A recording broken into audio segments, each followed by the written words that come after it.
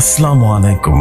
আশা করছি আপনারা সকলে ভীষণ রকম ভালো আছেন, সুস্থ আছেন। অ্যান্ড রাইট নাও শুনছেন ভৌতিক কথার সাথে আছে আমি জেফরি খান, এবং সাথে বলতে চাই ভৌতিক কথার কিন্তু রাইট নাও প্রচার হতে চলেছে 519তম episode. And you know what, this is it. 519তম এপিসোড কিন্তু আজকে বৃহস্পতিবার শেয়ার হচ্ছে, এবং সত্যি কথা বলতে আজকে প্রায় এক সপ্তাহের বিরতির পর আবারও ফিরে এসেছে আমাদের জায়ান জিনের ঘটনা, এবং আশা করছি জায়ান জিনের আজকের এপিসোড বা স্টোরিটা আপনাদের কাছে বা মনোমুগ্ধকর লাগবে।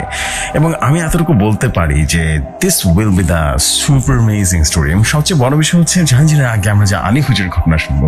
ইউ নো হোয়াট, আলী হুজুর এবং পরীর ঘটনা আছে আজকে, এবং এই ঘটনাটা যে কি অসাধারণ একটা ঘটনার জন্ম দিয়েছে আপনাদের কাছে অনেক বেশি ভালো লাগবে, আমি এতটুকু বলতে পারি। সো দেরি না করে শুরু করে দিচ্ছি আজকের এপিসোড। শুধু এতটুকু বলবো, আজকের দুটি এপিসোড দুটি স্টোরি অনেক বেশি অসম। শুধু আজকের জুম্মান তান্ত্রিকের স্টোরি মিস যাচ্ছে, বিকজ আমাদের ভাইয়া একটু ব্যস্ততার মধ্যে আছে, পরীক্ষা দিবে সম্ভবত আমাদের সৌম্য ভাই। ইনশাল্লাহ আমরা সৌম্য ভাইয়ের স্টোরি নেক্সট উইকে আমরা অবশ্যই শুনবো, বাট এই উইকে আমরা মোটামুটি ধরে রাখলাম যে এটাই আমাদের জায়ান জিন এবং আলী হুজুরের ঘটনা থাকছে। আর ইনশাল্লাহ আমি যেটা শুনলাম যে মাজেদ ভাই ইজ রিটার্নিং বা কামিং সুন ইনশাল্লাহ, এবং ইনশাল্লাহ মাজেদ ভাইয়ের ঘটনা আমরা শুনবো খুব সুন। দেরি করবো না, চলে যাচ্ছি আজকের এপিসোডে। আশা করছি আজকের এপিসোড আপনাদের কাছে মনোমুগ্ধকর লাগবে।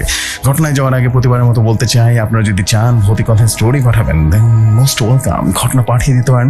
ঘটনা পাঠানোর দুটি ওয়ে আছে, একটা ইমেল আইডি হচ্ছে হোয়াটসঅ্যাপ, ইমেল আইডিটা হচ্ছে bhautikstories@gmail.com। এখানে ঘটনা পাঠাবেন, অথবা আপনারা চাইলে ঘটনাটি অবশ্যই যেটাকে বলে হোয়াটসঅ্যাপ করতে পারেন। হোয়াটসঅ্যাপ নাম্বার হচ্ছে 0490930111।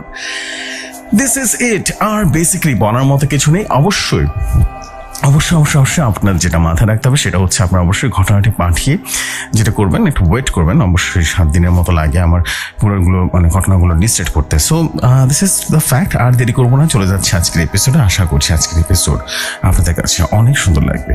শুরু করছি আজকের ঘটনা।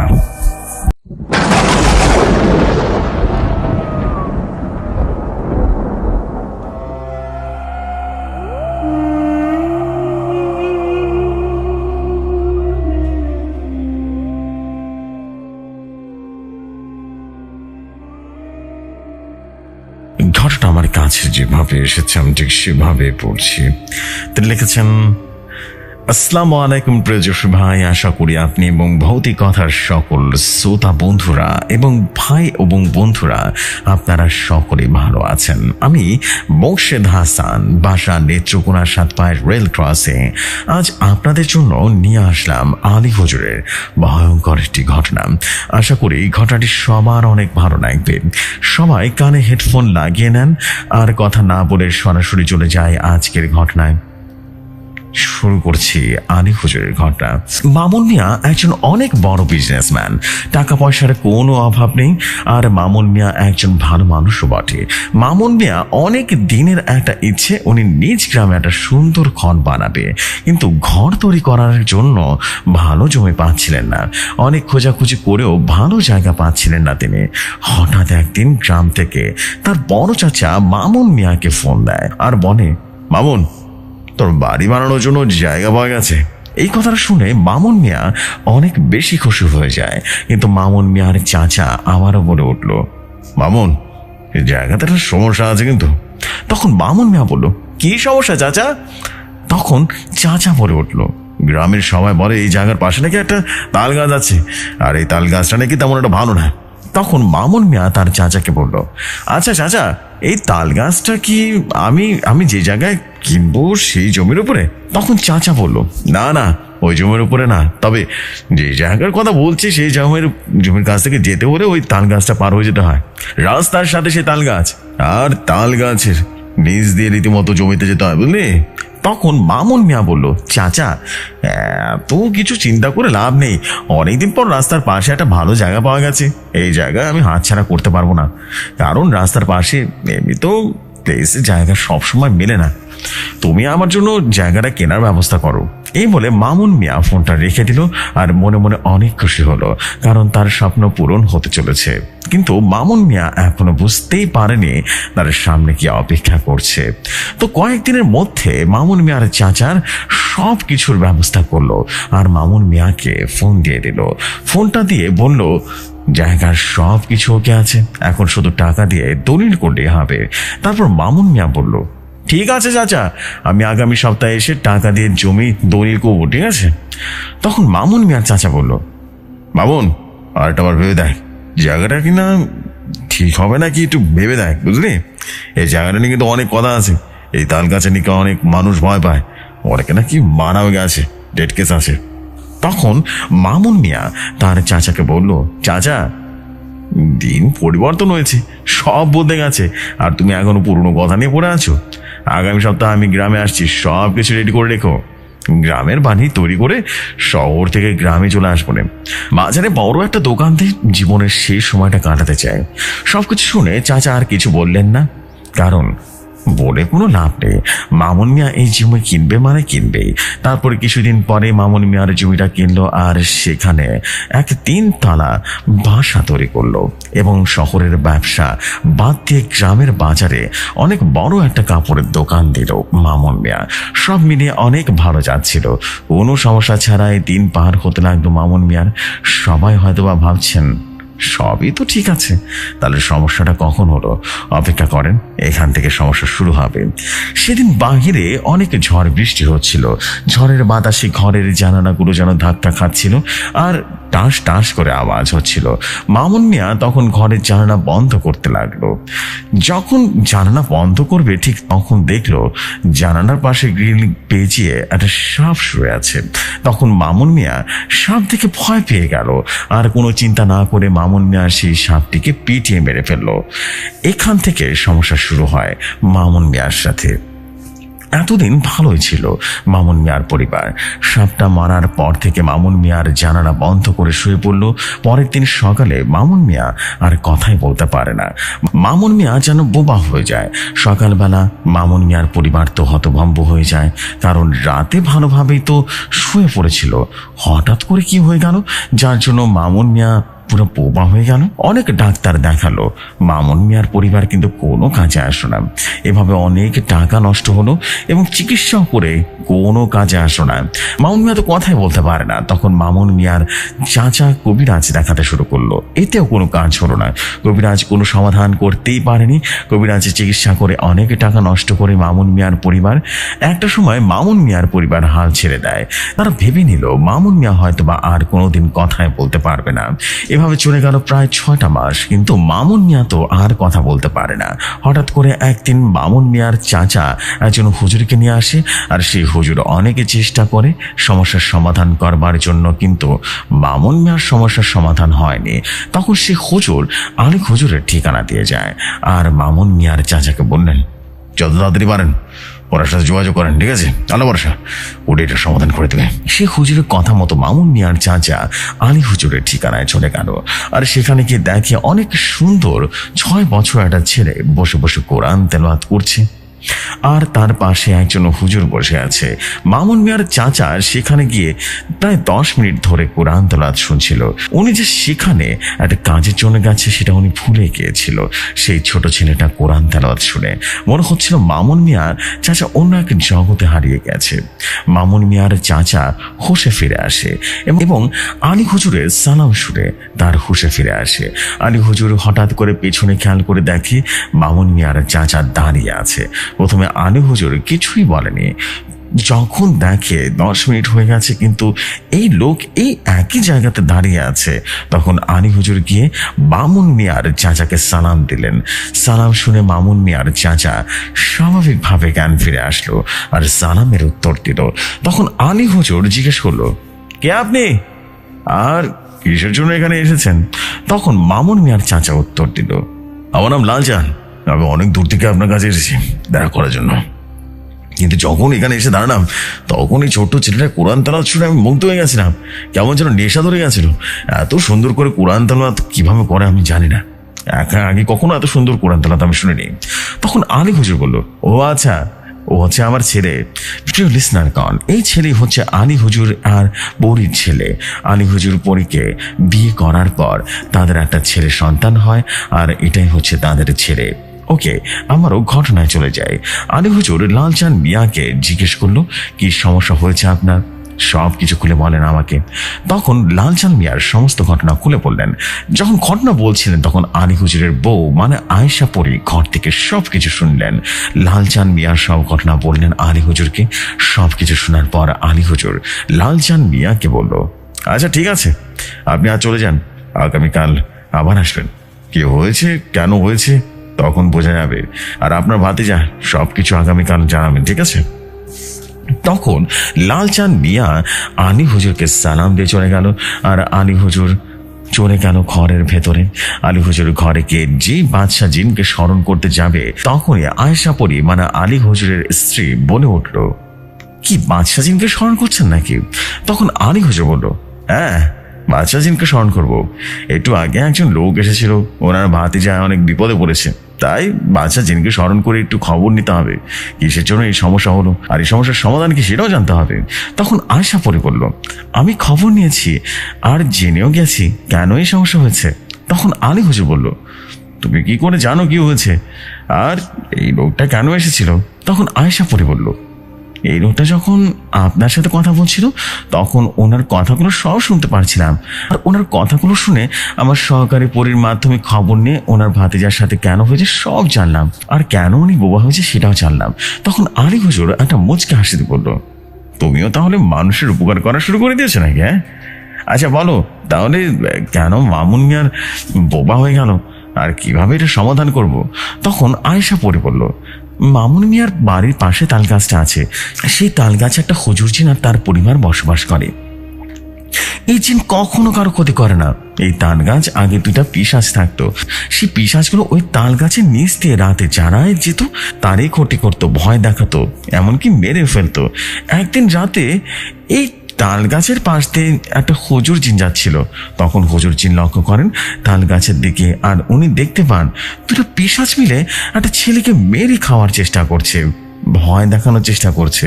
তখন ছেলেটাকে মেরে ফেলার জন্য প্রস্তুতি নিল পিশাচগুলো।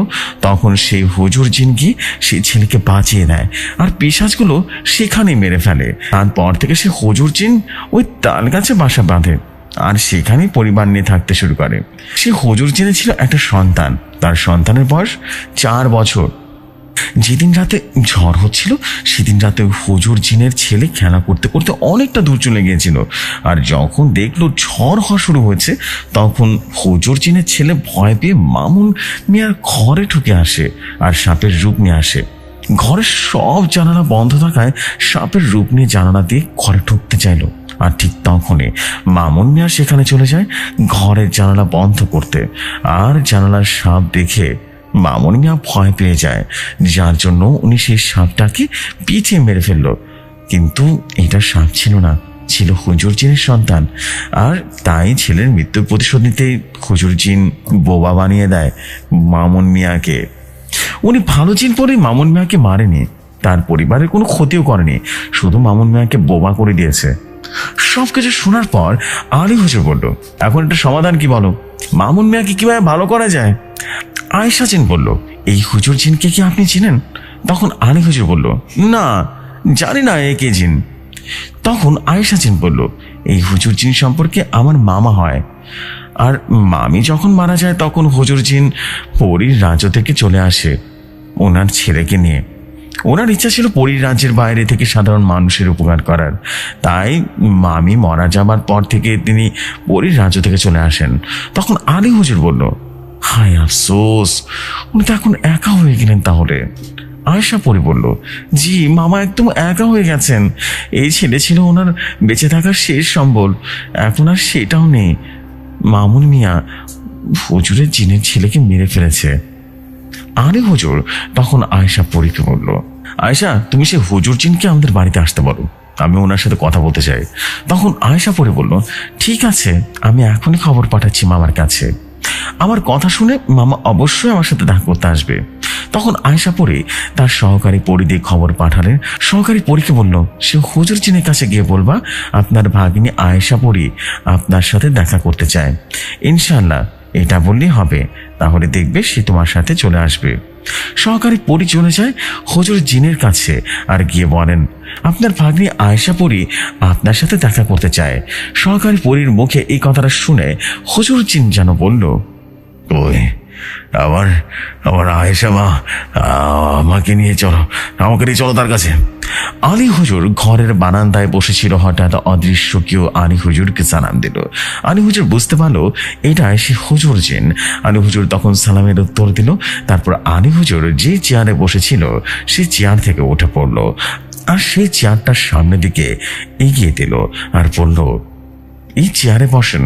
তখন অদৃশ্য হুজুর জিন বলল, আরে না না, তুমি বসো, আমি আমার মা আয়েশা পরীকে দেখতে চাই। ঠিক আছে, আয়েশাকে একটু ডাক দাও, ওকে আমি অনেক দিন দেখি না। তখন আলী হুজুর আয়েশা পরীকে ডাক দিল।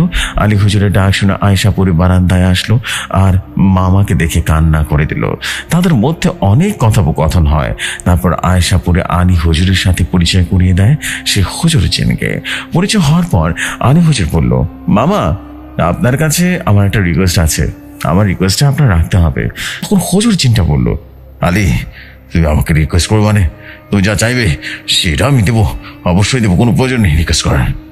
তখন আলী হুজুর বলল, মামা আমি জানি আপনি হয়তো বা আমার কথা শুনে একটু কষ্ট পাবেন, কিন্তু কি আর করবো বলেন, আমার কথা আপনার কিন্তু রাখতেই হবে। তখন হুজুর চিন্তা বললো, ইনশাল্লাহ কি লাগবে বলো, আমি এনে দেবো। তখন আলী হুজুর বলল, মামা আমার কিছু লাগবে না, আপনি শুধু মামুন মিয়াকে আমার আগের মতো সুস্থ করে দেন। আপনি ছাড়া আর ওনাকে কেউ সুস্থ করতে পারবে না, শুধু এক আল্লাহ পাক ছাড়া। আলী হুজুরের কথা শুনে হুজুর জিন বলল, আলী এটা তুমি কি আদর করলে? না, এই মামুন মিয়া আমার ছেলেকে মেরে ফেলেছে, আমি ওকে ছাড়বো না। তখন আলী হুজুর বলল, আমি জানি আপনার ভাগিনী আয়েশা পরী আমাকে এটা বলেছে সব, কিন্তু মামুন মিয়া যা করেছে সেটা তো বুঝে করেনি। যদি সে জানতো এটা সাপ না, এটা একটা জিন, তাহলে কি সে কখনো মারতো না আপনার ছেলেকে। তখন আলী হুজুরের সাথে আয়েশা পরী বলে উঠল, মামা ক্ষমা করে দেন না মামুন মিয়াকে, ওনার পরিবার অনেক কষ্টে আছেন, ওনাকে শাস্তি দিলে কি লাভ হবে? আপনার ছেলেকে ফিরে আসবে, আর উনি তো ইচ্ছা করে মারেননি, ভুলবশত মেরে ফেলেছেন।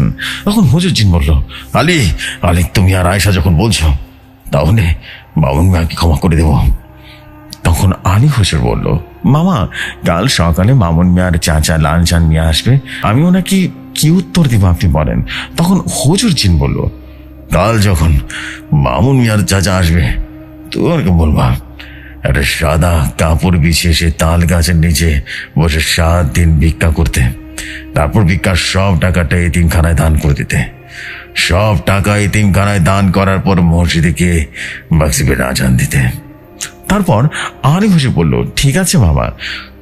হুজুর জিন বলল, আলী আজ তাহলে আমি চলি, ঠিক আছে, যখন আমার দরকার পড়বে স্মরণ করবে, চলে আসবো।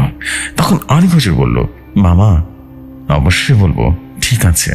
পরের দিন সকালে লালচান মিয়া চলে আসলো জানার জন্য। আলী হুজুর সব কিছু বুঝিয়ে দিল লালচান মিয়াকে। তারপর লালচান মিয়া সব শুনে আলী হুজুরকে সালাম দিয়ে চলে গেল আর বাড়িতে গিয়ে মামুন মিয়াকে সমস্ত ঘটনা বুঝিয়ে বলল, কি কি করতে হবে, কি কি লাগবে আর কিসের জন্য সে বোবা হয়ে গেছে। সবকিছু শোনার পর মামুন মিয়া আফসোস করতে লাগলো, কারণ মামুন মিয়া তার জেনে শুনে সে সাপটাকে মারেনি। আলী হুজুরের কথা মতো মামুন মিয়া পরের দিন সকালে একটা সাদা কাপড় পরে নিয়ে চলে গেল সেই তাল গাছের নিচে। সাদা কাপড় বিছিয়ে ভিক্ষা করা শুরু করে দিল আর কান্না করতে লাগলো। আমি কান্না করে বলতে লাগলো, মানে বোবা মানুষ যেভাবে কথা বলে এই বোবা এভাবে কথা বলতে লাগলো, হুজুর জিন আমার অনেক বড় ভুল হয়ে গেছে, আমি জেনে বুঝে এই কাজটা করিনি, আল্লাহর কসম আমাকে ক্ষমা করে দিন। আমি যদি সেদিন জানতাম এটা সাপ না, আমি কখনো আপনার ছেলেকে এভাবে করে মেরে ফেলতাম না। বোবা মানুষগুলো যেভাবে ভিক্ষা করে ঠিক সেইভাবে কান্না করতে আর প্রতিদিন মাফ চাইতো। আর এদিকে এলাকার সবাই মামুন মিয়াকে দেখতে আসতো প্রতিদিন, আর অনেক টাকা ভিক্ষা দিত মামুন মিয়াকে। এলাকার সবাই বলাবলি করছিল, আল্লাহ মানুষকে কোথা থেকে কোথায় নিয়ে আসে। এমন করে 7 নাম্বার দিন চলে আসলো, আসরের আজান হয়ে গেছে, আর এদিকে মামুন মিয়া চিন্তা করতে লাগলো, আর কান্না করতে লাগলো সেই তাল গাছটার নিচে বসে বসে। মামুন মিয়া ভাবতে লাগলো কিছুক্ষণ পর মাগরিবের আজান সময় চলে আসবে, আমি তো কথা বলতে পারি না, আজান কিভাবে দেব। এই কথা চিন্তা করতে করতে ভিক্ষা করার সমস্ত টাকা নিয়ে এতিমখানায় দান করতে লাগলো এবং হাঁটতে লাগলো এতিমখানার উদ্দেশ্যে। মামুন মিয়ার মনে একটাই চিন্তা, আমি তো কথা বলতে পারি না, তাহলে আজান কিভাবে দিব। এইদিকে আজানের সময় তার বেশি দেরি নেই, তাড়াতাড়ি করে এতিমখানায় টাকা দিয়ে দৌড়ে মসজিদে চলে গেলেন মামুন মিয়া। আজানের সময় হয়ে গেছে, অন্যান্য মসজিদে আজানও শোনা যাচ্ছে, কিন্তু মামুন মিয়ার তো ভয় লেগে আছে। আমি তো কথা বলতে পারি না, আজান কিভাবে দিব। তারপরে সব ভয় কাটিয়ে মসজিদের মাইকের সামনে চলে গেল, আর বোমা যেভাবে কথা বলে সেভাবে আজান দেওয়া শুরু করলো। কি অলৌকিক বিষয়, যখন আল্লাহু আকবার বলে উঠলো সাথে সাথে মামুন মিয়াও মুখে কথা বলা শুরু করলো। জেফি ভাই, এই ছিল আজকের ঘটনা। আশা করছি সবার কাছে ভালো লেগেছে ঘটনাটি যদি ভালো লাগে তাহলে অবশ্যই কমেন্ট করে জানাবেন প্লিজ। আমি মোকশেদ হাসান, বাসা নেত্রকোনা 7 পায় রেল ক্রসিং। আজকে এখানেই শেষ করলাম। সবাই ভালো থাকবেন, ভৌতিক কথার সাথেই থাকবেন। আল্লাহ হাফেজ সবাইকে।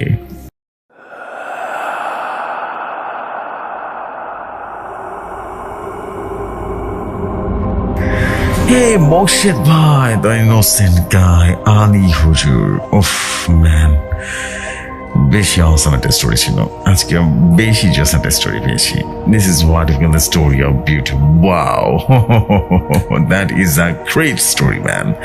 এবং great story comes from the great writer আমার Mokshed Hasan. What a beautiful story.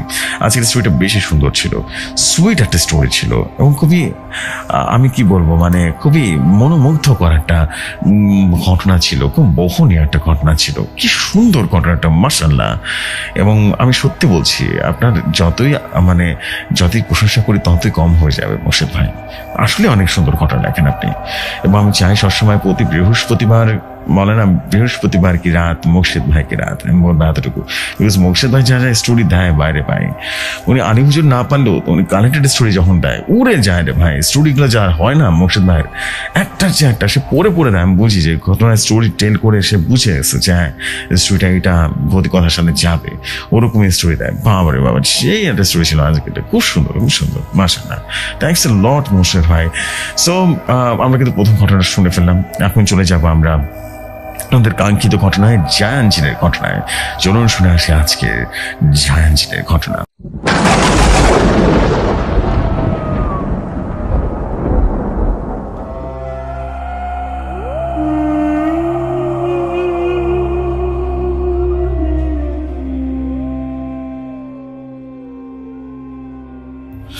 ঘটনা আমার কাছে যেভাবে এসেছে আমি ঠিক সেভাবে পড়ছি। তিনি লিখেছেন, আসসালামু আলাইকুম প্রিয় জসু ভাই, আশা করি আল্লাহর রহমতে অনেক ভালো আছেন এবং ভালোর দলেই আছেন। প্রতি ঘটনা আমার পরিচয়টা শুনতে শুনতে সবার মুখস্থ হয়ে গেছে আশা করি। জি, আমি শেখ মেশাল বলছিলাম, ঠিক ঝিনাইদহের কোটচাঁদপুর থেকে। হাজির হয়েছি সবচেয়ে শক্তিশালী জিন জায়ান জিনের নতুন একটা স্টোরি নিয়ে।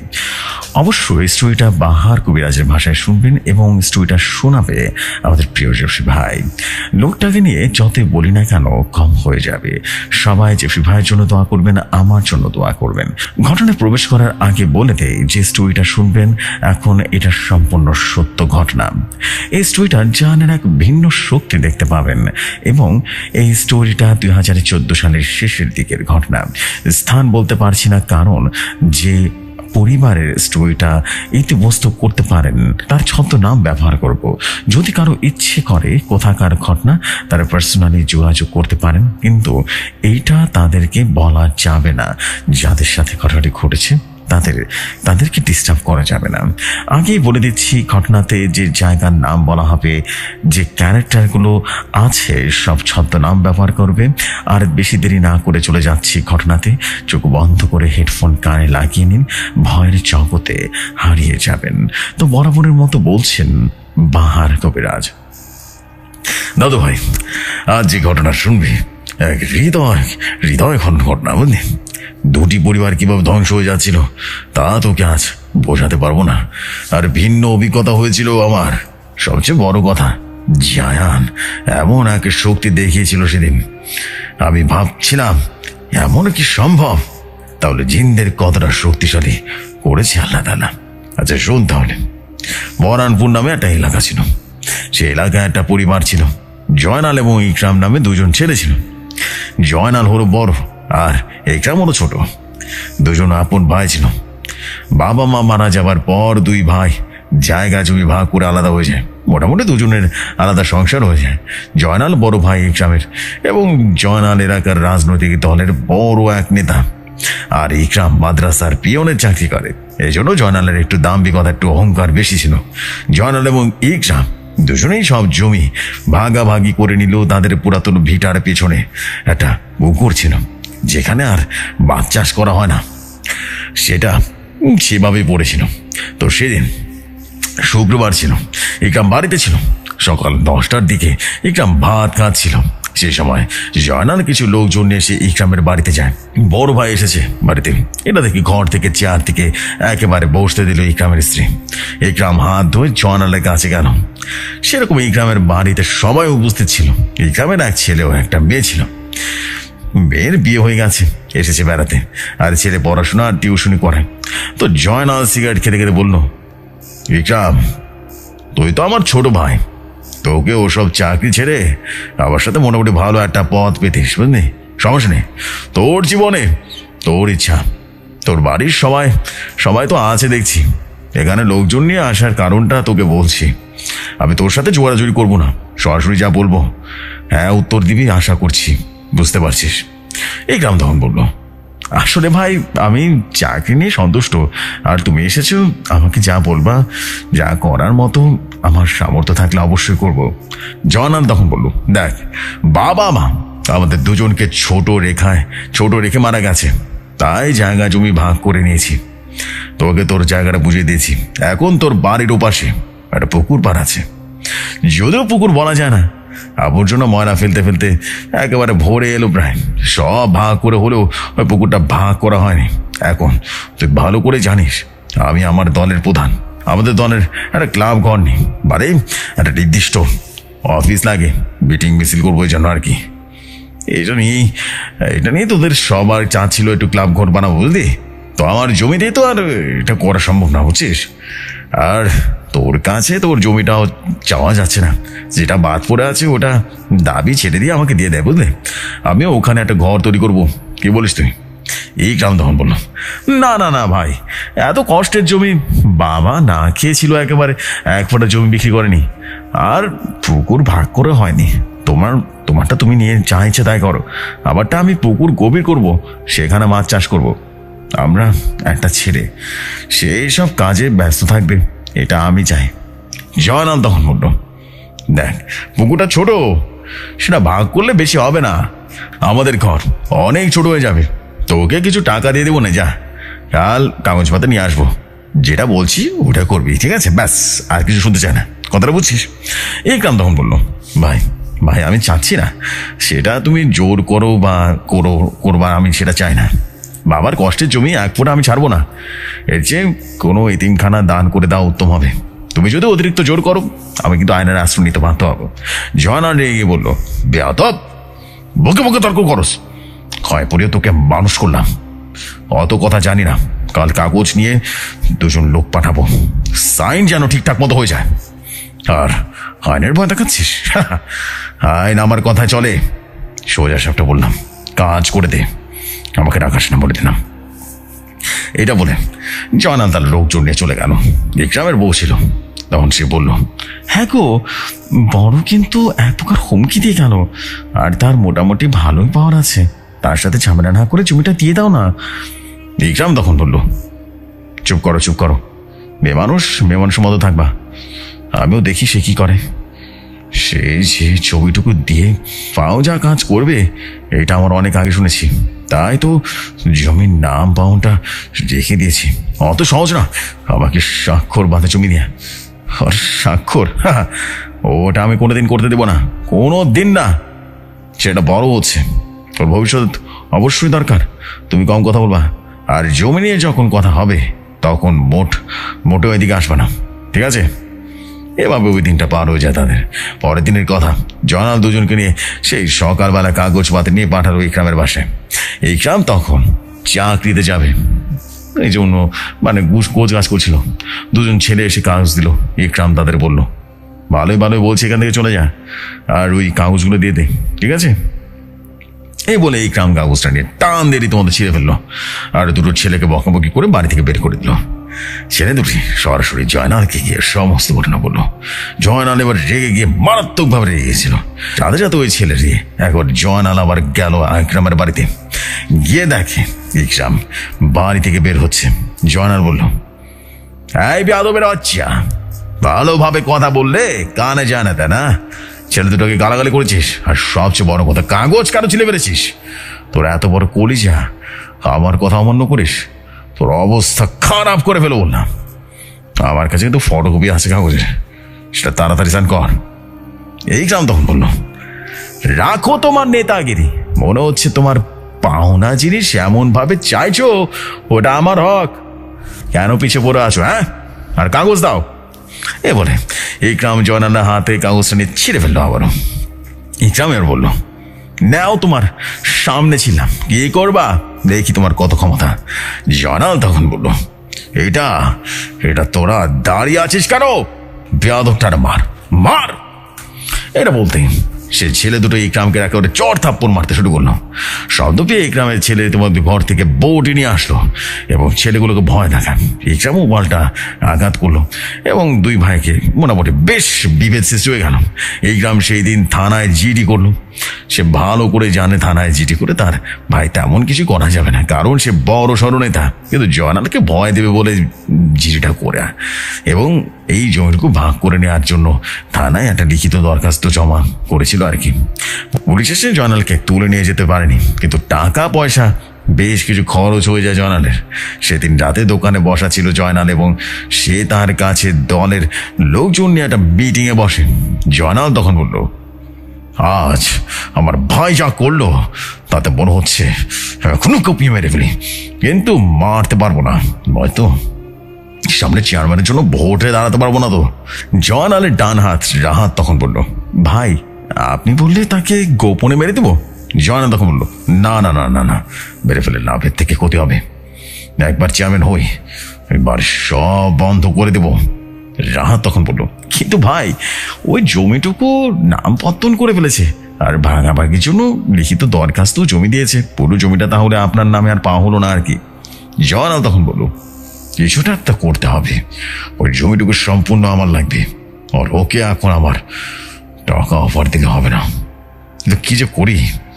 জয়নালের বাম হাত তখন নয়ন বলল, ভাই আপনার ভাইপোকে কিডন্যাপ করবো নাকি, তারপর ব্ল্যাকমেল করি, কি বলেন? হ্যাঁ, এটা কিন্তু ভালো আইডিয়া। তখন জয়নাল বলল, ওরে না, আগামী বছর চেয়ারম্যান ভোট, এখন আমার ভাইপোকে অপহরণ করলে সবাই বুঝে যাবে এটা আমার কাজ, কারণ এই জমির ব্যাপারটা একমাত্র সবাই জেনে গেছে, কারণ এই জমির ব্যাপারটা এখন সবাই জেনে গেছে। এখন যদি ওদের কোনো ক্ষতি হয় সন্দেহ আমার উপর আসবে, আর এটা হলে আমার স্বপ্ন নষ্ট হয়ে যাবে। এমন কিছু করতে হবে যেটা তাদের ক্ষতি হবে, আর জমি পাবো আর কেউ সন্দেহ করবে না। কিন্তু কি করা যায়? রাত তখন বলল, যদি ব্ল্যাক ম্যাজিক করি, কালো জাদু, কেমন হয়? জয়নাল তখন বলল, আরে শাবাশ, ভালো আইডিয়া দিয়েছিস, এটা তো আমার মাথায় খেলেনি রে, এইটা করলে তো কোনো কষ্টই নেই, আর আমি সব সমস্যার সমাধান হয়ে যাবে। এই তো একটা কবিরাজ লাগে নাকি, তোদের সন্ধানে আছে নাকি এমন কোনো কবিরাজ? নয়ন তখন বলল, ভাই আমার ছোট ফুপুর এলাকায় একজন কবিরাজ আছে, মারাত্মক কবিরাজ, ভালো খারাপ দুটো কাজই করে সে। কিন্তু ওই যে রবিন ঋতুকে বিয়ে করলো কিভাবে জানেন?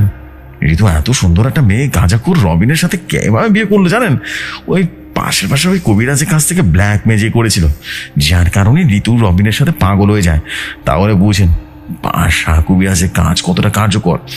জয়নাল তখন বললো, তাই নাকি? কালকেই যাব ওই পাশা কবিরাজের কাছে, আর গিয়ে কি লাগে সব শুনে আসবো। যা দোকান থেকে ঠান্ডা নিয়ে আয়, যা খেয়ে সব বাড়ি যা, কাজ যেতে হবে।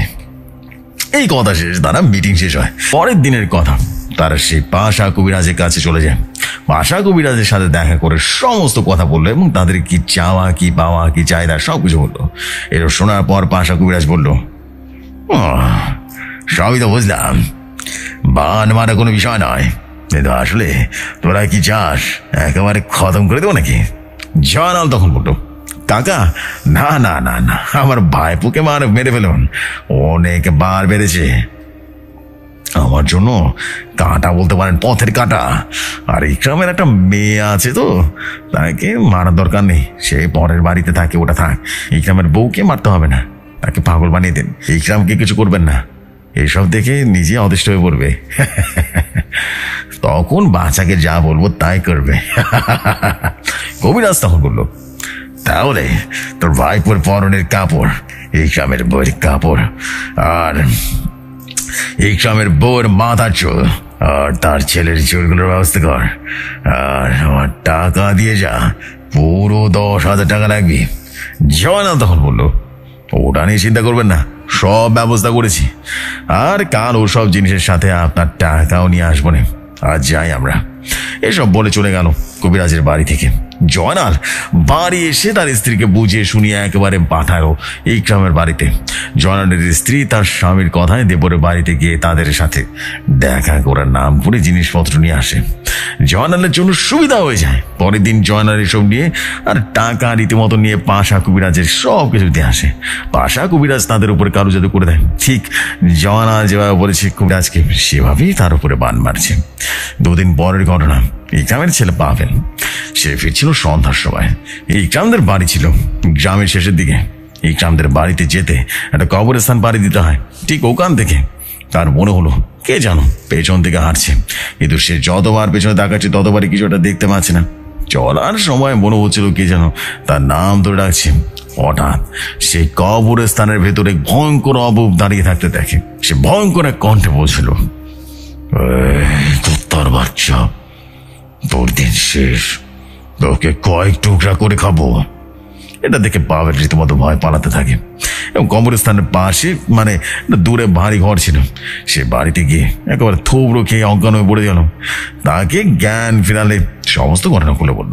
কবরস্থান বলে এমন একটা স্বাভাবিক, এটা সকলেই বলে তাকে সন্ধ্যা হতে ফিরতে মানা করে দেয় সকালে, এবং বিষয়টা হালকা ভাবে নেয় সবাই। কিন্তু পাভেলের মারাত্মক জ্বর আসে, যেটা সারছিল না, এবং কাশিও হয়। কাশতে কাশতে নিয়মিত হয়ে যায় রীতিমতো। রাতে ভয়ঙ্কর স্বপ্ন দেখতো, রাতে চিৎকার দিত। 7 দিনের ভেতরে ছেলেটির আর চেনা যাচ্ছিল না, একদম শুকিয়ে গিয়েছিল। আর এদিকে ইকরামের ছেলে এমন অবস্থায় পাগল হয়ে গেছিল। কত জায়গায় যে ডাক্তার দেখিয়েছিল, কত টাকা যে ঢালছিল, কিন্তু পাভেলের অবস্থা আরো খারাপ হতে থাকছিল। এমন হতে হতে 21 দিনের মাথায় পাভেল সারা রাত রক্ত বমি করতে থাকে, এবং করতে করতে করতে করতে একটা সময় মারা যায়। হাসপাতালে নিয়ে যাওয়া হয়নি, সে মারা যায়। ছেলের শোকে ইকরাম বাড়িতে একেবারে মজা শান্তি সব হারিয়ে যায়। ইকরামের স্ত্রী তার ছেলেকে হারিয়ে পাগলের মতো হয়ে যায়। তার উপরে বান মারা হয়েছিল, কিন্তু কবিরাজ এখানে এমন ভাবে মানটা মেরেছে যে মনে হচ্ছে এগুলো সবকিছু স্বাভাবিক, এখানে কারো কোনো হাত নেই, এমনি এমনি এগুলো হচ্ছে। আসলে ছেলের শোকে নয়, তার উপরে আসলে বান মারা হয়েছিল। সে পাগলের মতো হয়ে গেছিল। ইকরাম ভাবলো পাভেলের চিন্তায় সে এমন করছে হয়তোবা। এভাবে 10টা দিনের মতো পার হয়ে গেল। তার স্ত্রী এবং মারাত্মকভাবে খারাপ অবস্থা হয়ে গেল। ছেলের শোক কাটিয়ে উঠতে পারেনি, কিন্তু বইয়ের এই অবস্থা। তাকে ডাক্তার দেখাচ্ছে, অনেক টাকা আর ওষুধ কিনেছে, কিন্তু কোনো কাজ হচ্ছে না। ইকরামের স্ত্রী কেমন যেন পাগল হয়ে গেছিল। সে তার নিজের চুল নিজেই ছিঁড়ে ফেলছিল। এমন অবস্থা হয়ে গেল যে তাকে বেঁধে রাখা পর্যন্ত যাচ্ছিল না। ইকরামের পরিবারের এমন অবস্থা, সে ঠিকঠাক মতো চাকরিতে যেতে পারছে না। তার বইয়ের এই অবস্থা, তাকে ডাক্তার দেখানো হচ্ছে, ওষুধ কিনেছে, কোনো কাজ হচ্ছে না। ইকরামের স্ত্রী একেবারে পাগল হয়ে যাচ্ছিল। এমন অবস্থায় তাকে বেঁধে রাখতে হচ্ছিল রীতিমতো। ইকরামের পরিবারের এমন অবস্থা, ঠিক সে মতো চাকরিও করতে পারছিল না। তার বইয়ের পিছনে অনেক খরচ হচ্ছিল, সংসারের অভাব দেখা দিচ্ছিল। এবার প্রায় 2টা মাস কেটে গেল। এখন ইকরামের অর্থনৈতিক অবস্থা অনেক সমস্যা হয়ে গেল। ঠিক এই সময় জয়নাল গেল ইকরামের বাড়িতে, গিয়ে বলল, দেখ ইকরাম, তোর সমস্যা আমি বুঝতে পারছি, তুই আমাকে তোর শত্রু ভাবিস না। আমি কিন্তু তোর কষ্ট বুঝি। তোর অর্থনৈতিক অনেক সমস্যা আছে আমি জানি। আমি তেমন কোনো সাহায্য করতে পারবো না, কারণ আমি যতটুকু দল থেকে পাই দিয়ে চলি, বুঝিস না? আদৌ আমার চলেও না। তোর একটা অফার দিচ্ছি, জমিটা আমার নামে করে দে, আমি মোটামুটি তোকে টাকা দিয়ে দেবো। যা যা দিয়ে তুই কিছুটা হলেও তোর সমস্যা মিটবে তোর। ভেবে দেখ, যদি মনে হয় তাহলে রবিবার রেজিস্ট্রি অফিসের জমিটা তাই শনিবার ভেতরে আর জানাস, ঠিক আছে? তোর সিদ্ধান্ত কেমন, ঠিক আছে? এরা বলে চল আর চলে যায়। ইকরাম চিন্তা করতে থাকে টাকা পয়সা তার সমস্যা, কি হবে জমি রেখে, বরং বেঁচে দিয়ে চিকিৎসা করায়, এমন ভেবে নিল। এবং পরের দিন শুক্রবার ইকরাম গেল মসজিদে নামাজ পড়তে। জুমার নামাজ পড়তে গেল একটু দূরের গ্রামে। সেখানে গিয়ে নামাজ শেষ করে মসজিদে ইমাম ইকরামকে দেখে বলল, ভাই কিছু মনে না করলে একটা কথা বলবো। ইকরাম তখন বলল, জি হুজুর বলেন, কোন সমস্যা নেই। ইমাম সাহেব বলল, আসেন এখানে বসেন। এরপর ইমাম সাহেব সম্ভবত কিছুটা দোয়া পড়ে ইকরামের কপালে হাত দিতে ইমাম সাহেব হাত সরিয়ে ফেললেন। মনে হলো ইমাম সাহেব যেন একটা ছ্যাঁকা খেয়েছে। ইমাম সাহেব বলল, ঠিক ধরেছে, ঠিক ধরেছি। ইকরাম তখন বলল, কি হলো হুজুর, বুঝলাম না তো ঠিক। ইকরাম সাহেব বলল, আপনাকে তো বান মারা হয়েছে, আপনাকে দেখে আমি বুঝতে পেরেছি, তাই চেক করলাম আর কি। এখন দেখছি সত্যি সত্যি আপনাকে বান মারা হয়েছে, খুব তাড়াতাড়ি আপনার উপরে ঘোর বিপদ আসতে পারে, কথাটা বুঝছেন? ইকরাম তখন বলল, বলেন কি, কে করলো এমনটা? এরপর ইকরাম তার বাড়ি যাওয়ার জন্য সমস্ত ঘটনা খুলে বলল। ইমাম সাহেব তখন বলল, আপনার পরিবারের উপরে মরণ বান মারা হয়েছে, বুঝতে পারলেন? ইকরাম তখন বলল, তাহলে হুজুর আমি এখন কি করব, আর এই কাজটা কে করেছে? ইমাম সাহেব তখন বলল, সেটার জন্য আজকে আমার সময় না দিন, কাল আপনি সকালে চলে আসবেন, কেমন? আর আমার বাড়ির কথা আপনাকে বলে দিচ্ছি, সেখানে চলে আসবেন, কেমন? কাল জানতে পারবেন কে করেছে ইনশাল্লাহ। এরপর ইকরাম চলে আসে সেখান থেকে, বেশ চিন্তিত হয়ে পড়ল। সেই চিন্তা করতে থাকে এই জঘন্য কাজটা কি করলো, কিন্তু সে মনে মনে বুঝে ফেলে যে তার ভাইয়েরই কাজ হবে, কিন্তু অপেক্ষা করছিল ইমাম সাহেবের কাছ থেকে শোনার জন্য। পরের দিন ইমাম সাহেবের কাছে আবারও যায় এবং ইমাম সাহেব কে করেছে সব বলল। ইকরাম তখন বলল, আল্লাহ রে, আমি ঠিক এটা সন্দেহ করছিলাম, সেটা মিলে গেল। সামান্য জমির জন্য আমার পরিবারের উপরে এমন কাজটা করতে পারলো। ছেলেটাকে হারিয়েছি, স্ত্রীর অবস্থা খুবই খারাপ, টাকা পয়সার সমস্যা, আমি যে কি করি? আচ্ছা হুজুর, এইটা কি আপনি কাটিয়ে দিতে পারবেন, কোনোভাবে পারবেন? ইমাম সাহেব তখন বললো, দেখুন না, আপনার কষ্ট আমি বুঝতে পারছি, কিন্তু সে অনেক ভয়ঙ্কর শক্তিশালী জিন, এটা আমার দ্বারা হবে না। আর আমার যে জিন আছে সেটা সামান্য জিন, সেটা খান্নাস জিন, বান মেরেছে আপনাকে, সে খান্নাস জিন দিয়ে বান মেরেছে, ধরে জিন চালান করা হয়েছে আপনার বাড়িতে, বুঝতে পেরেছেন? আর এই কাজটা করেছে পাশা কবিরাজ, সে অনেক বড় মাপের ভয়ঙ্কর কবিরাজ, কিন্তু বুঝতে পারলেন? এরপর ইকরাম মন নরম করে পাশা কবিরাজের বিষয়ে শুনে চলে আসে। এরপর ইকরাম এসে পাশা কবিরাজের কাছে গিয়ে তার পরিচয়টা দিন এবং সমস্ত ঘটনা খুলে বলে। এইসব শুনে পাশা কবিরাজ বলল, দেখ দেখ দেখ দেখ, এখানে আমাকে টাকা দিয়ে তার বিনিময়ে কাজটা করেছি, বুঝতে পারিস? এখন এখন যে কাজ সেটা আমাকে করতে হবে। হ্যাঁ, তোর কাজ আমি নষ্ট করে দিচ্ছি এবারে, কিন্তু তুই সে যা দিয়েছে তার অনেক টাকা দিয়েছে, বুঝতে পারলি? তাছাড়া আমার কিছু করার নেই। কিন্তু ইকরাম কবিরাজের কাছে আকুতি মিনতি করলো, কিন্তু কবিরাজ তাকে সাহায্য করলো না। আর পাশা কবিরাজ ছিল লোভী মানুষ, ইকরামের কাছে অনেক টাকা দাবি করে, কিন্তু সে মুহূর্তে ইকরামের পক্ষে অত টাকা দেওয়া সম্ভব ছিল না। ইকরাম চলে আসে সেখান থেকে, সে ভাবে কি করবে, তার স্ত্রীর অবস্থা দিন দিন খারাপ হচ্ছে। ইকরাম এবার কুবুদ্ধি চিন্তা করলো, তার মাথায় প্রতিশোধের নেশা যেন জেগে উঠেছিল। সে খোঁজ খবর নেওয়া শুরু করলো, খারাপ কোনো কবিরাজ আছে কিনা। ইকরামের ব্যাংকে কিছু টাকা জমানো ছিল, খুব বেশি না, সেটা নিয়ে কবিরাজের কাছে গেল আর তাকে শুরু থেকে সমস্ত ঘটনা খুলে বলল এবং 1000 টাকা দিয়ে বলল সে কবিরাজ ভালো একটা হিন্দু কবিরাজ ছিল, রায় কবিরাজ, তান্ত্রিকই বলা যেতে পারে। ইকরাম তখন বলল, বাবা বাবা আমার ভাই সহ যারা আছে তাদের 10 দিনের ভেতরে শেষ করে দেন, এমনভাবে মারবেন যে তাদের কান্নার আওয়াজ যেন সবাই শুনতে পায়, কিন্তু কারো কিছু করার থাকবে না। রায় কবিরাজ তখন বলল, তুই যে টাকা দিয়েছিস, তোর ব্যাপারে সবই শুনলাম, যে তোর টাকা যদি আরো একটু কিছু দিদিস তাহলে তোর কাজটাও তেমন ভাবে করে দিতাম, বুঝলি? ইকরাম তখন বলল, বাবা তাদের আপনি শেষ করে দিন, জমি বিক্রি করে আপনাকে আমি টাকা দিয়ে দিব। এইভাবে তাদের কথা শেষ হয়ে গেল। পরের দিন থেকে অলৌকিক ঘটনা ঘটতে শুরু করলো জনার বাড়িতে। জয়নালের দুটো মেয়ে ছিল। রাতে অপবেশে তাদের একেবারে ভয় দিত। মেয়ে দুটোর মারাত্মক জ্বর হওয়া শুরু করলো। জয়নাল তাদের হাসপাতালে ভর্তি করে। টাকার পর টাকা খরচও দেয়, কিন্তু কোনো লাভ হচ্ছিল না। জয়নালের স্ত্রী অসুস্থ হয়ে পড়ে। জয়নালের স্ত্রী রীতিমতো রক্ত বমি করতে শুরু করলো। জয়নাল নিজেও অপবের কবে পড়েছিল এবং এরপর সে আর দেরি না করে পাশা কবিরাজের কাছে চলে যায়। পাশা কবিরাজ তাকে একদিন পর জানায় ইকরাম ও তাদের উপরে বান মেরেছে।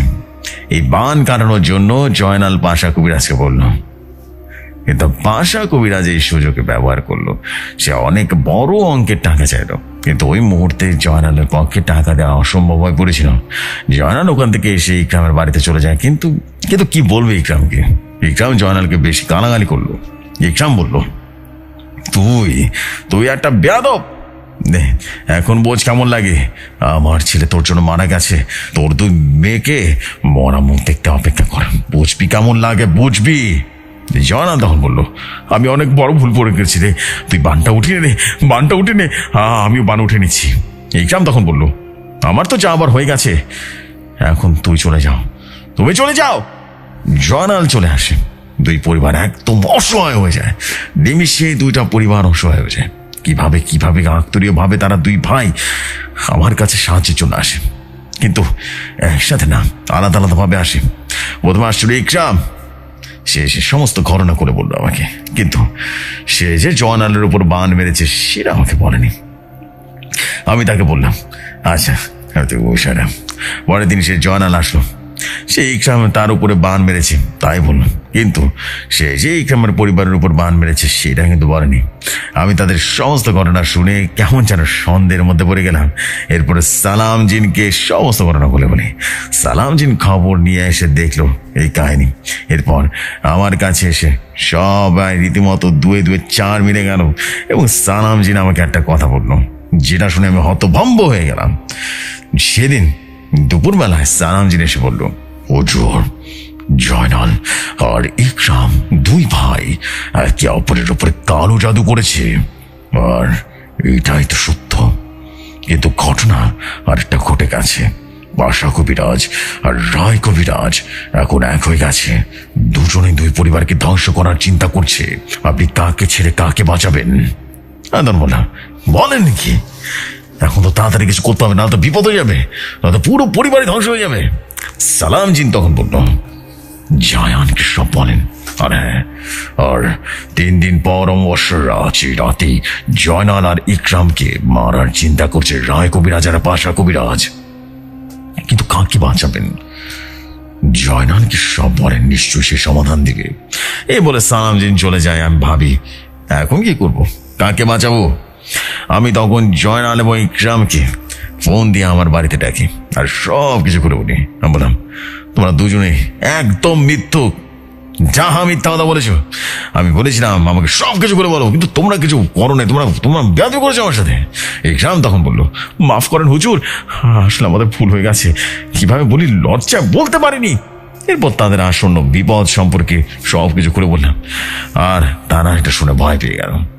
তারা বাঁচার জন্য আকুতি মিনতি করলো, কান্নাকাটি শুরু করে দিল।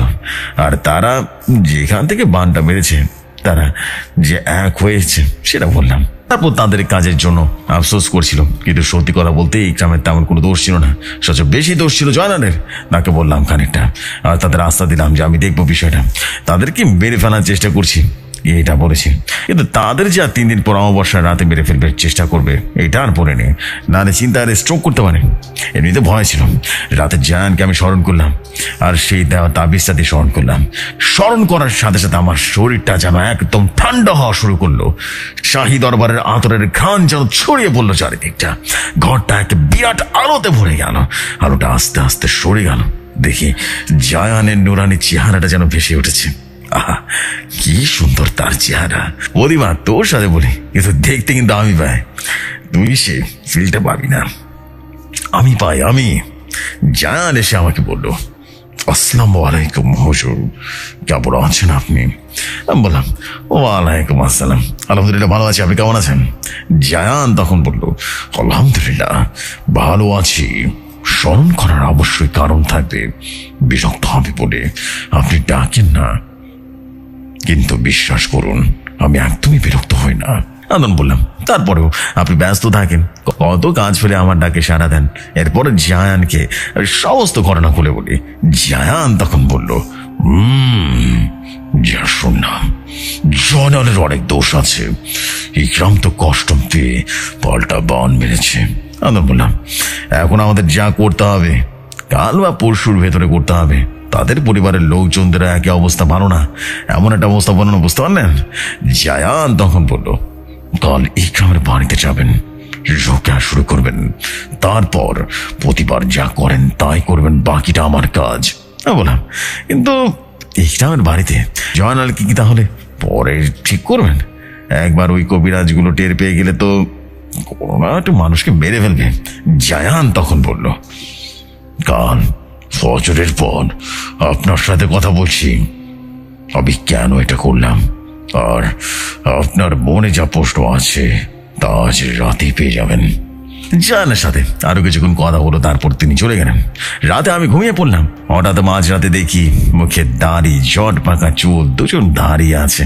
মানে আমি স্বপ্ন দেখছি, বুঝতে আর বাকি রইল না। দুজন পাশা কবিরাজ আর রায় কবিরাজ।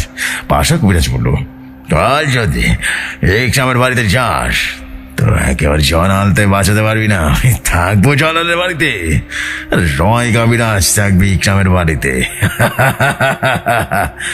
শুধু কালকে দিনটা শেষ হোক, পরশু দুজনকে প্রভুর নামে বলে দেব, তুই যদি বাধা দিতে আসিস না খারাপ হয়ে যাবে। কাকে বাঁচাবি? হ্যাঁ, আমার কাছে নাজিন, মারিদিন এগুলো সবাই থাকবে। রায় কবিরাজের কাছে ফ্রিদ, শাসমখজিন থাকবে। আর তুই ভালো করেই জানিস এগুলো কতটা ভয়ঙ্কর। নিজের ভালো চাস তুই এখানে আসিস না, মারা পড়বি। ওই রাতে আমার ঘুমটা ভাঙেনি, কিন্তু স্বপ্নটা কিন্তু আমার স্পষ্ট মনে ছিল। ফজরের নামাজের পর জায়ানকে স্মরণ করলাম। স্মরণ করার সাথে সাথে আমার শরীরটা যেন ঠান্ডা হয়ে গেল। জায়ান এসে উপস্থিত হলো আর সালাম দিল। আমি স্বপ্নের কথা বললাম। জায়ান বলল, এই তো এটাই চেয়েছিলাম। আমি বললাম, কি চেয়েছিলেন আপনি?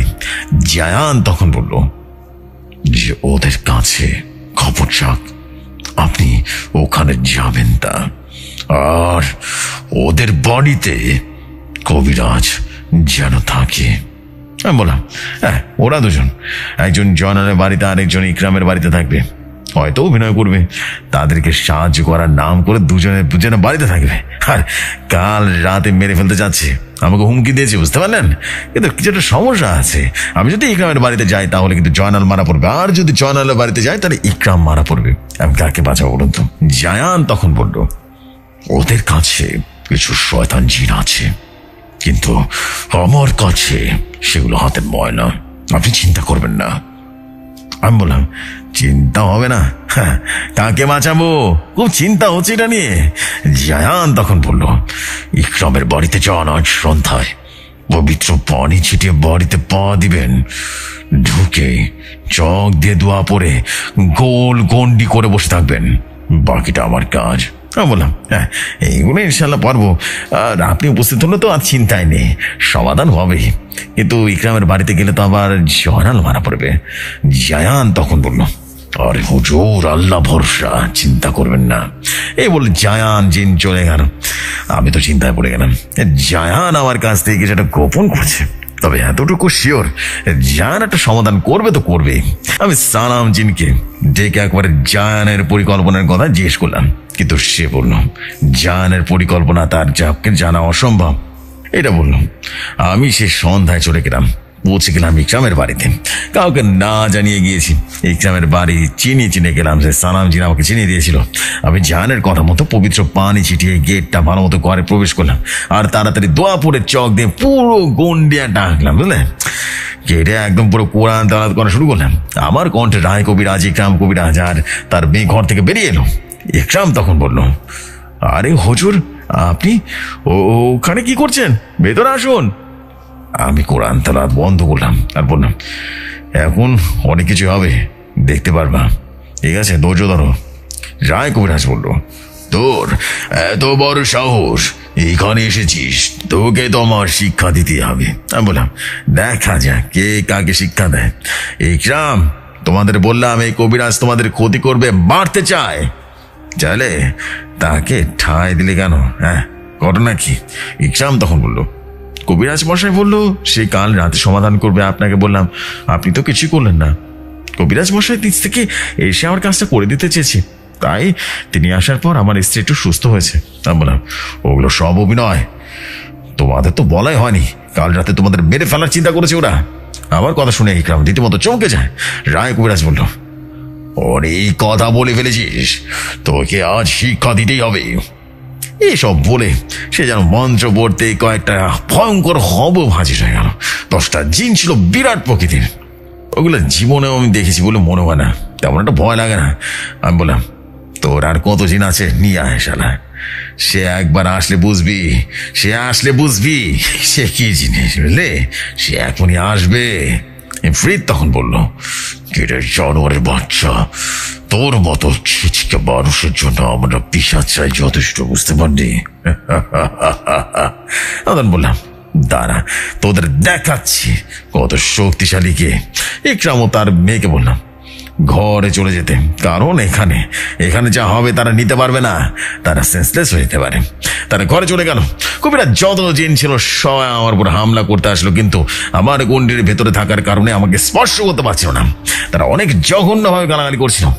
রায় কবিরাজ বলল, গন্ডির মধ্যে বসে আছিস, দাঁড়া, তোর গন্ডির ভেতরে যেতে পারবে না, আমি তো পারবো। তোকে বার করে এনে তোকে টুকরো টুকরো করবো। রায় কবিরাজ আমার দিকে আসছে। আমি আর বসে রইলাম না, তাড়াতাড়ি করে জায়ানকে স্মরণ করলাম। পেছন থেকে একটা শীতল বাতাস রীতিমতো গায়ে এসে লাগলো। সেই বাতাসে ধুলো উড়ে পড়লো কবিরাজের চোখে। কবিরাজ কিছুটা পিছিয়ে গেল, চোখ টলতে লাগলো। কবিরাজ ঘর কাঁপছে রীতিমতো, মাটি রীতিমতো কেঁপে কেঁপে উঠছে। আমি বসেছিলাম, সেই অনুভবটা করতে পারছিলাম। বাড়িটা আতরের ঘ্রাণে যেন ভরে গেল। ওপর দিকে তাকিয়ে দেখি এক বিরাট আলো প্রবেশ করেছে, আমার সামনে আছড়ে পড়লো। আলো পড়ার সাথে সাথে 2 হাত পিছিয়ে পড়লাম আমি, আর আলোটা সকল পিশাচ জিনকে অন্ধ করে দিল। আমি জোরে জোরে বললাম, সে এসেছে, সে এসেছে, আজ তোদের সকলের দিন শেষ। দেখ কি হয়। আমার কথা শুনে এই গ্রামের মেয়ে জানালা দিয়ে বাইরে তাকায়। এই আলোটা তার চোখে পড়লো, আর সাথে সাথে এই গ্রামের মেয়ে অজ্ঞান হয়ে যায়। আমি জোরে আবার বললাম, তারা যেন কেউ বাইরে না আসে। আলোটা কেটে গেল এবং দেখি জায়ান তার স্বাভাবিক রূপ নিয়ে হাজির হয়েছে। জায়ান আমার দিকে তাকিয়ে একটা মুচকি হাসি দিল। রায় কবিরাজ তার চোখ ঠিক হয়ে গেল। এতক্ষণে সে তাকিয়ে লাফ দিয়ে ওঠে। সে বলল, কে কে কে কে এটা কি? এই জি তো এলা কিভাবে? আমাকে মাফ করে দে, আমাকে মাফ করে দে। আমি ওই পাশা কবিরাজের কথায় রাজি হয়ে গেছিলাম, আমাকে মাফ করে দে। আমরা চুপ কর, আজকে তোরে কেউ বাঁচাতে পারবে না, কথা বুঝোস নাই না? জায়ান তখন বলল, হুজুর, আপনাদের কথা শেষ হলে আমি শুরু করি। আমি তো মুচকি হাসিতে বললাম, জি অবশ্যই। জায়ান তখন বলল, তাহলে চাইলে চোখটা বন্ধ করুন, কারণ এখন যা হবে তা দুনিয়ার আগে কেউ কখনো দেখেনি। অত কথা বলার সময় নেই, তারা সবাই শয়তানের দল। এই বলে জায়ান এক বিরাট দেহের অধিকারী হয়ে গেল। জায়ান এতটা বিশাল হয়ে গেল, তার কাছে আমরা রীতিমতো সকলে ছাগলের বাচ্চার মতো ছোট হয়ে গেছিলাম, দানা হয়ে গেল পিঁপড়ার মতো একেবারে। জায়ান তার চোখ আলোকিত হয়ে গেল, তার দেহ থেকে রীতিমতো আলো বেড়ে হচ্ছিল, আর তার দেহের প্রতিটা লোমের কোপে কোপে রীতিমতো আগুনের ফুলকি বের হচ্ছিল। এতটা ভয়ঙ্কর হয়ে গেল, আমি চারিদিকে তাকাতেই ভয় পেয়ে গেলাম। জায়ান আকাশের দিকে একটা চিৎকার দিয়ে সমস্ত অবয়বগুলোকে হাতের মুঠোয় চেপে ধরলো এবং মাটিতে 7টা আছাড় মারলো। এত বিভৎস দৃশ্য আমি বুঝতে পারছিলাম না আমি কি দেখেছি। এটা সম্ভব, অবয়বের দেহ ভেঙে রীতিমতো খান খান হয়ে গেল। কি কান্না তাদের, আহা কি বাঁচার আকুতি! কিন্তু এক ফোঁটা জায়ান ছাড় দিল না। এরপর তার চোখ দিয়ে রীতিমতো পুড়িয়ে ফেলল। জায়ান ভয়ঙ্কর এক কণ্ঠে বলল, কোথায় তোদের শক্তি, কোথায় তোদের ক্ষমতা? জীবনের অনেক অনেক পাপ করেছিস, জাহান্নামে গিয়ে মর সারা জীবনের জন্য। জায়ান তাদেরকে মেরে ফেলল। সমস্ত অবুঝ হয়ে মাটিতে পড়ে থাকলো। এত ভয়ঙ্কর দৃশ্য দেখে আমার গলা শুকিয়ে গিয়েছিল। রায় কবিরাজে বাঁচার জন্য অনেক কান্নাকাটি করেছিল, কিন্তু জায়ান তাকে উড়িয়ে নিয়ে চলে গেল। জানে না কোথায় গিয়েছিল। জায়ান চলে গেলে ইকরামকে ঘর থেকে বার করে ডাক দিলাম। ঘরে গিয়ে দেখি ইকরাম ভয় ভয়ে বসে আছে, তার মেয়ে অজ্ঞান হয়ে আছে। না বললাম সব সমস্যা শেষ, আলহামদুলিল্লাহ। ইকরাম তখন বলল, বাইরে এত আওয়াজ কেন? কি হয়েছিল হুজুর? এত ভয়ঙ্কর কান্নার আওয়াজ?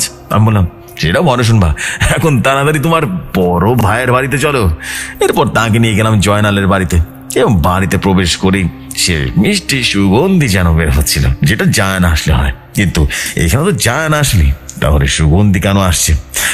বাড়িতে প্রবেশ করে দেখি জয়নালের বাড়িতে অনেক মরা গাছ।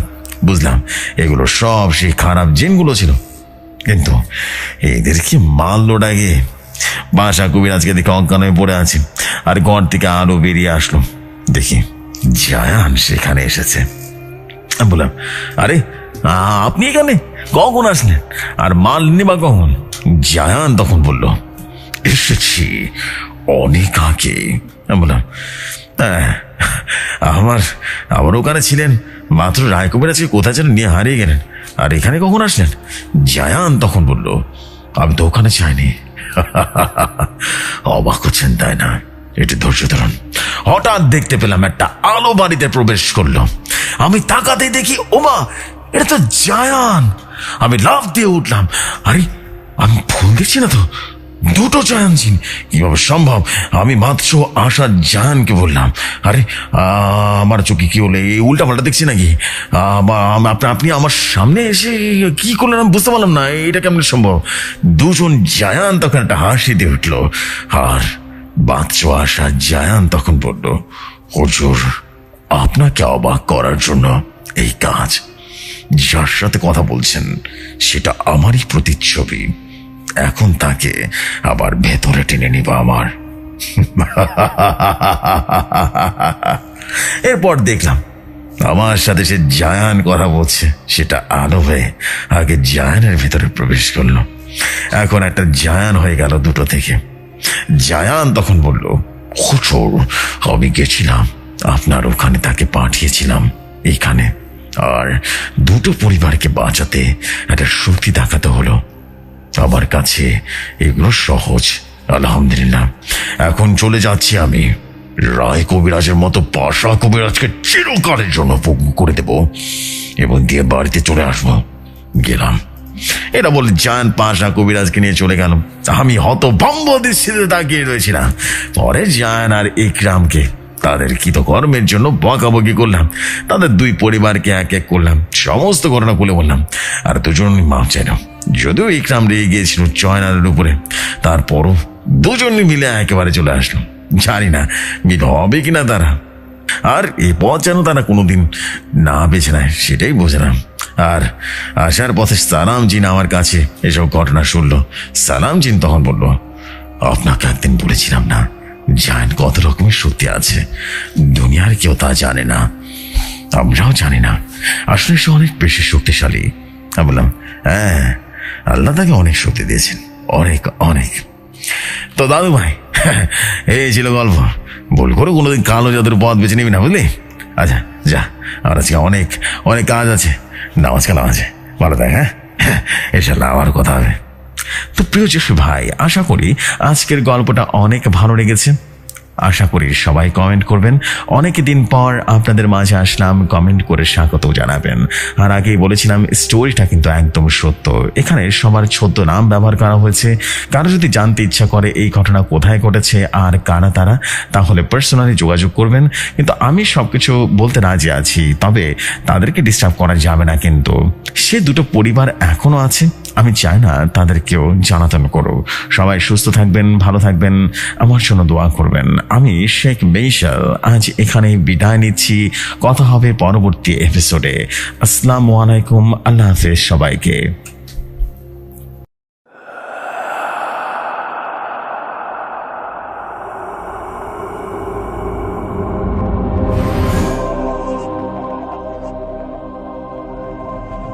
ওয়াও